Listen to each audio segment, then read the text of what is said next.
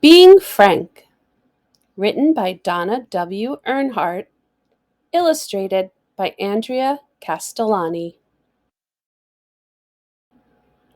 Frank was always Frank. Honesty is the best policy, he said. Frank never lied to his schoolmates. Your freckles remind me of the Big Dipper, he told Dottie. Dottie pulled her hood over her face. Your singing is kind of shrieky, Frank told Carol. Carol stomped away. Frank always told the truth to adults. Your breath smells funny, he told his teacher, Ms. Zaroma. She sent Frank to the principal's office.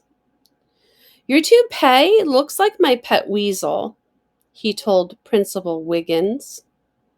Mr. Wiggins called Frank's mom. You wouldn't get so many wrinkles if you didn't glare at me like that, Frank told his mom on the way home. And by the way, you're speeding. Oh no! And Frank was always honest with police officers. Yes, officer, he said. She knew how fast she was going. I told her. Oh!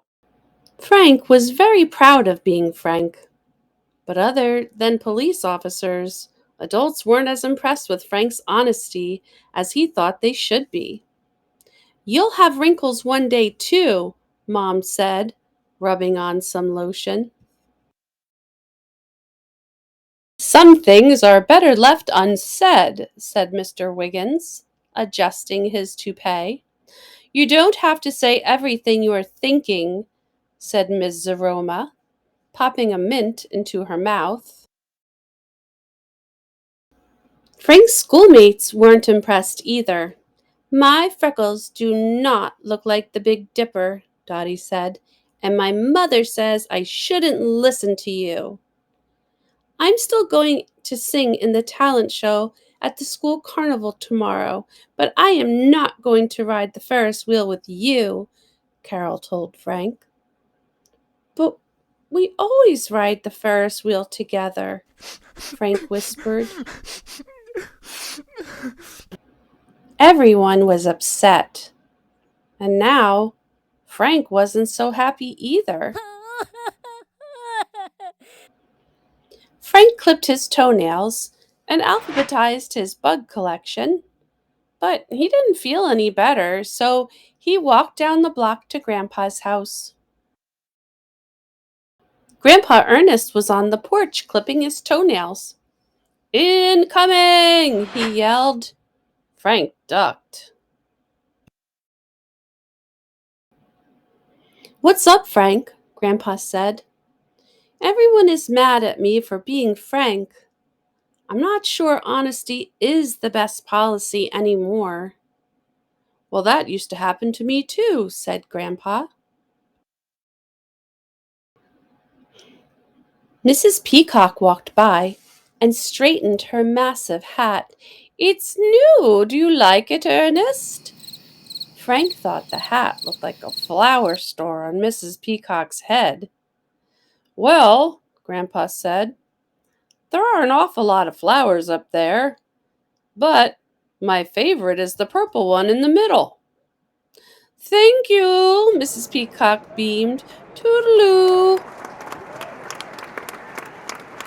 Frank couldn't believe his ears. Grandpa, you lied. No, Frank, I told the truth. I really do like the purple flower best. I talked about the good things on her hat instead of the not so good things. Grandpa's best friend, Mr. Pickles, pulled up in his truck. Try this relish, he called, handing Grandpa a jar and a spoon. I've got a cold and I can't taste a thing.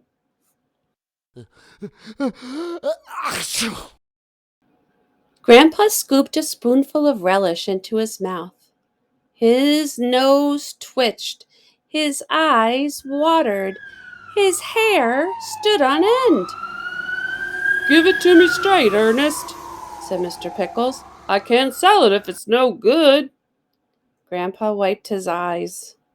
"More sugar, less pepper." Mr. Pickles grinned and shook Grandpa's hand. "Back to the drawing board. Thanks for your help." "Grandpa, he didn't get mad at you." "That's right," Grandpa said as he drank some water. "He asked me for the truth, and I gave it to him." Frank sighed. "So, I shouldn't give the truth unless someone asks for it?" "You should always give people the truth," Grandpa said. "You just have to find the right way to serve it." The next afternoon at the school carnival, when Ms. Zaroma laughed like a horse, Frank said, "You tell great jokes." When Mr. Wiggins did a weird dance, Frank said, "Impressive spins, sir." When Frank saw Dottie, he said, "I like dots better than squares." And when Carol sang, Frank said, "You sure can hit those high notes." Carol smiled at Frank. "Dottie and I are going to ride the Ferris wheel. Want to come?" On the way home, Frank gave his mom a poem he wrote for her. "Mom, your hair looks nice today. I only see a little gray." And when she smiled, Frank decided not to mention the wrinkles around the corners of her mouth. The next day, while Frank helped Grandpa in his garden, Mrs. Peacock stopped by again. "You were right," she said to Grandpa. "That other hat had way too many flowers." Just then Mr. Pickles arrived with a new jar of relish for Grandpa to try. "Excuse me a moment," Grandpa said to Mrs. Peacock. "So, what do you think of my hat?" Mrs. Peacock asked. But this time, she wasn't asking Grandpa. She was asking Frank. Frank looked at Grandpa on the porch with Mr. Pickles. Grandpa was taking another spoonful of relish, and he wasn't drinking any water. Frank knew just what to say. "I've never seen a hat like that before. It must be one of a kind." "Thank you," Mrs. Peacock beamed. "Toodaloo."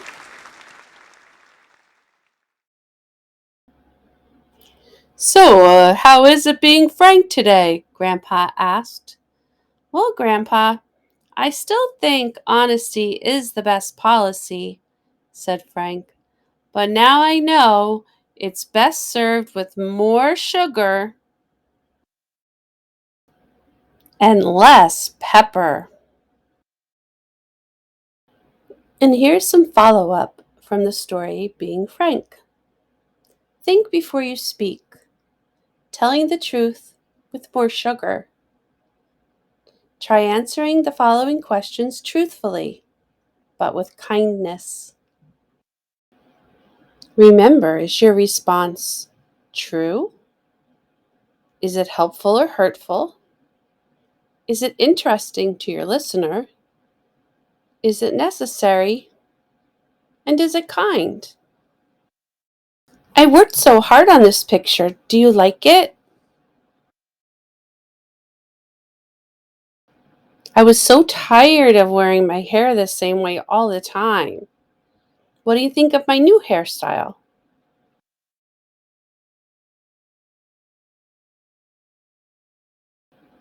My mom just got me this new outfit. What do you think?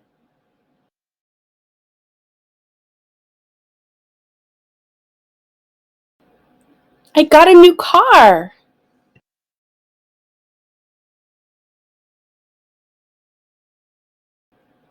What would be the best response in this situation? Your friend says, "Ugh, I can't believe I missed again." Would you say 1, "Seriously, we're losing because of you"? Or 2, "Yeah, you're really bad"? Or 3, "It's okay. Do your best. It's supposed to be fun"?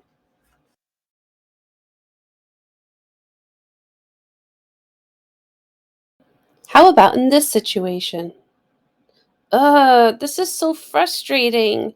I can't get past this level." Would you say number 1, "That's because you stink at this game"? Or 2, "It was hard for me too. Keep trying"? Or 3, "That's 'cause I'm the king of this game"?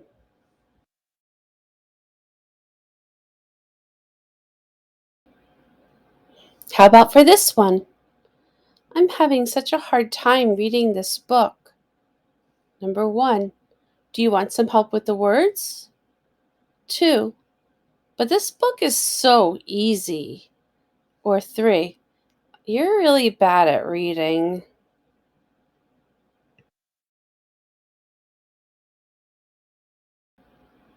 The end. Don't forget to subscribe for more social emotional learning with Jeannie.